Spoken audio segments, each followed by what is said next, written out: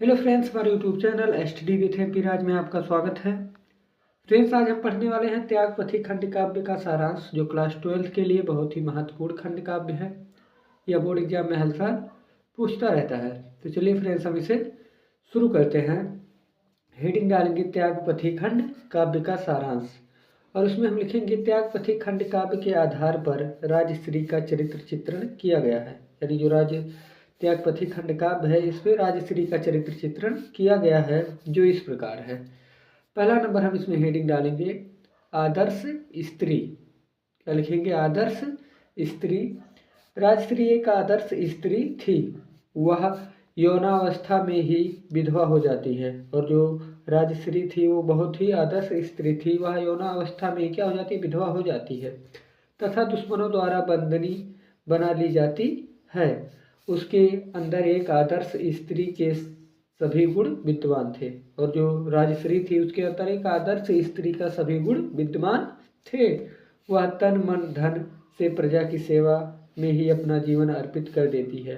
और तन मन धन से वह अपने प्रजा की सेवा में क्या करती है? जीवन अर्पित कर देती है। अगला हेडिंग हम डालेंगे समाज सेविका। इसमें हम लिखेंगे राजश्री के अंदर लोक कल्याण की भावना कूट कूट कर भरी है। देश सेवा एवं समाज सेवा को ही वह अपना सबसे बड़ा धर्म समझती थी। यानी जो राजश्री थी वो देश सेवा और समाज सेवा को ही अपना सबसे बड़ा धर्म समझती थी।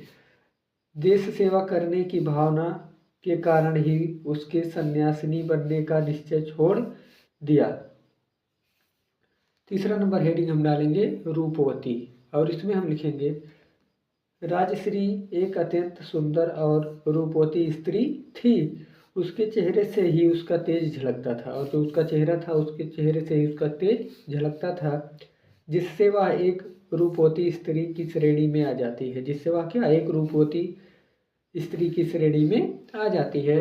अब हम अगला हेडिंग डालेंगे त्यागमयी नारी। त्यागमयी नारी, इसमें लिखेंगे राजश्री का जीवन त्याग की भावना से विलसित है। यानी जो राजश्री का जीवन त्याग की भावना से क्या है? विलसित है। उसे राजकाज से तनिक भी लगाव नहीं था। और उसे राजकाज से तनिक भी लगाव नहीं था। भाई द्वारा राज सौंप जाने पर कहती है कि मुझे यह राज नहीं चाहिए। जब उसके भाई क्या करते हैं? उसे राज सौंप देते हैं, तो कहती है कि यह राज मुझे नहीं चाहिए।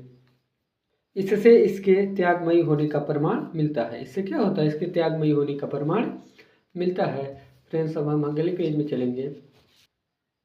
अगला हेडिंग डालेंगे सभ्य एवं ज्ञान संपन्न। यानी राजश्री, इसमें लिखेंगे राजश्री सुशिक्षित एवं अत्यंत विदुषी स्त्री थी। यानी जो राजश्री थी वो सुशिक्षित एवं अत्यंत विदुषी स्त्री थी।